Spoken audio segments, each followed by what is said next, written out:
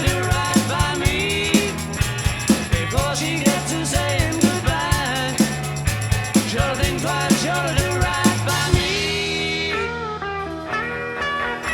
I think I'm gonna be sad. I think it's today. Yeah. The girl that's driving me mad is going away. Yeah. Ah, she's got a ticket to ride. She's got a ticket to ride. She's got a ticket to ride, but she don't care. I don't know why she's riding so high. Sure to think twice, sure to do right by me before she gets to saying goodbye. Sure think twice, sure to do right by me. Said that living with me was bringing it down, yeah. She would never be free when I was around. Ah, she's got a ticket to ride. She's got a ticket to ride. She's got a ticket to ride, but she don't care. My baby don't care. My baby don't care. My baby don't care.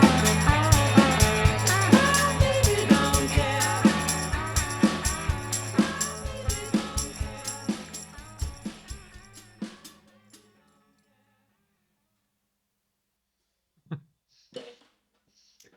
Okay, that is Ticket to Ride. What a cool song. There's so many unique and great things about this tune. Let's just talk about how this groove is unique. This is one of the most talked about Ringo Starr grooves out there, right? This.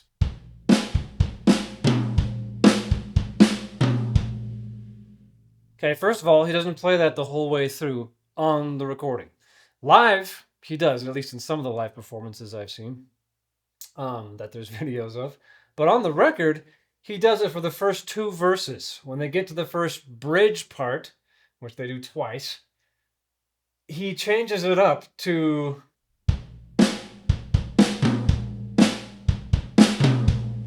right before they go into the bridge. He plays a groove for 3 bars before the bridge. He does that in 2 of them. And then he stays with that the whole rest of the tune.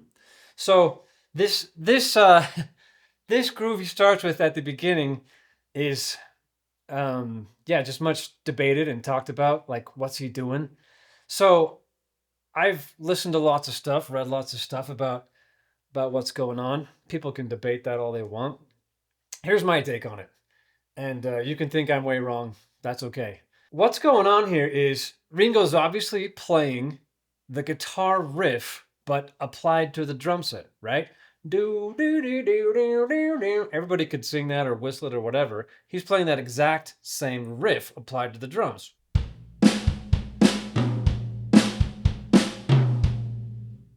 So, first of all, that's happening. I don't think he's thinking about subdivision or metronomic time. He's thinking about a guitar riff. Second of all, when they recorded this, for whatever reason, they didn't record to a metronome. That's just a fact. You can check it if you don't believe me, but they did not record this to a metronome.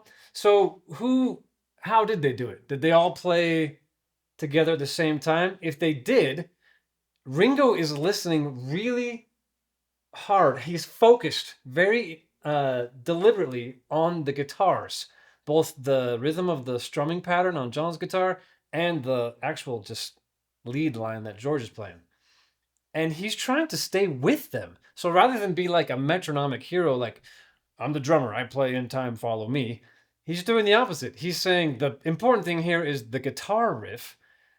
I'm supporting that. I have to match them exactly. When the other players in the band don't have the drummer to rely on, they tend to not have as good a time. So if he's following them, that's a bit of what's going on. Some of the inaccuracies of the rhythm in the strumming and in the lead lick are being like Ringo's following that. He's adopting that. It's possible they played those licks first, or at least the rhythm guitar first, and then Ringo added the drums after. And he's really trying to follow it. It's possible Ringo went first on the recording session before anything else, and he's thinking of the lick the whole time in his mind. That's what I'm doing when I'm playing this. I'm like even imagining like the guitar player's hand strumming this or whatever. And I've even had to kind of learn with tons of listening, where does the whole band tend to slow down? Because they do that in several places. And I think that's the real genius of Ringo. Like, was he a genius that he stayed up at night and charted out this drumming equation of genius and perfection that would like boggle everyone's minds for decades to come? Yeah, no, I really don't think so. That's not the genius of Ringo. The genius of Ringo, if anything, is that he had enough humility to realize this is not about him. Every the sum of the parts is greater than any individual part, and he's just playing for the music. He swallows his own ego, and he just plays what goes along with the guitar parts in this, and he follows them to the nth degree. That's the real genius of Ringo doing this, in my opinion. It's such a simple part, and it just works perfectly. So that's my take on it. One thing about the flams, there's definitely a good flam sound when he's playing this groove. Meaning, for anyone that's not aware, a flam for a drummer is like a grace note followed by like a main note. Now, Ringo doesn't play very, traditionally correct or academically correct flams, which I love, just stick it to the man. So he doesn't have like one hand down here and the other one up high. They're both like just coming up real high all the time, which looks great on the live performance, but they're definitely not hitting at the same time. He's got a good, you can hear two notes when he hits.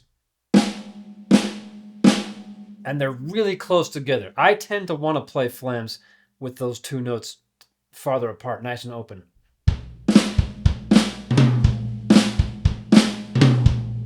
So maybe that's what I would do if I was playing with my own band coming up with the flam part, or I wasn't really trying to channel Ringo Starr.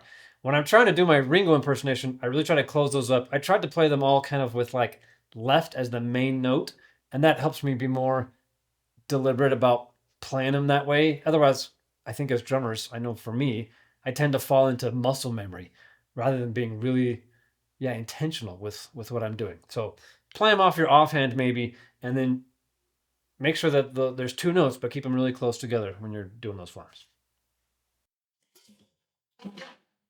Cool. A few more seconds. The fills. So when Ringo plays the fills, it's evident from the live recordings. He starts on the left every time, plays a grouping of fast notes. They're singles. He's not playing a roll, with buzzes or double strokes or anything. And then he comes out of that and crashes with the right hand. What he's doing, I've slowed this down. I've listened very carefully. I've watched. He's playing 4 notes on the left and 3 on the right. So it almost sounds like there's one of the fills that almost you could think is this. 1, 2, 3. It sounds like that. You really kind of hear da-da-da-da crash. But he's playing all those 4 notes on the strum with the left. And in between, he's got 3 notes with the right hand. Like that. So he plays those 4. It's hard to come out of that and go in time. So he does those 4 in a row quick ones with the left, and then he has time to crash with the right because he doesn't play a 4th note with the right hand. That one sounds almost like a roll of some kind. No. It's 7 notes, and 6 of those are 30 seconds, and then there's a 16th. That's what he's doing on these fills. One of them, he splits it between these 2 toms, I believe. I'm pretty sure. And then one he splits between these 2 toms. That is cool. I don't know any other bit of music where that happens. Ringo does some similar stuff in some other tunes where he does groupings of less notes, but I don't think I've heard any other drummer doing anything like that. So really unique, really cool stuff with the fills. If you don't think that that's what Ringo's doing on the fills, don't believe me. Close your eyes and listen to it back, and then tell me that doesn't sound exactly like the fills on the record. With the timekeeping, just for demonstration, the rock beat during the bridge is really simple.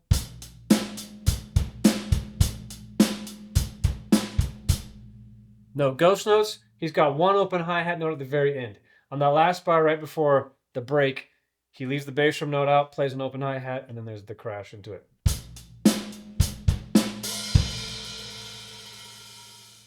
like that. At the end, though, on the recording, I hear a lot of emphasis on the upbeats, the notes in between the quarter. So rather than play,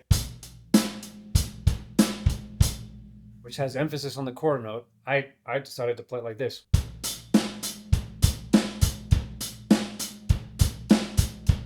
Not sure if that's what he's doing, or maybe there's some hand claps there on the upbeats. There's definitely the tambourine part, which is playing 16th notes, has accent on those upbeats.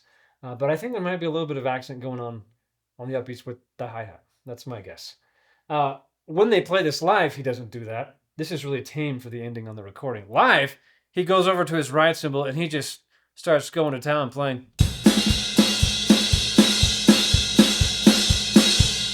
Like that. And he uses a bunch of open hi-hats, hi-hat notes with his left foot. But on the recording, it's just pretty tame. So that's what I kind of went for on this video. Anyways, I hope that's helpful for any drummers that are looking for ideas, information on how to play this tune. Hope you like my version of it. Thanks for watching. Ringo Starr's the man. Catch you on the next one. Thanks.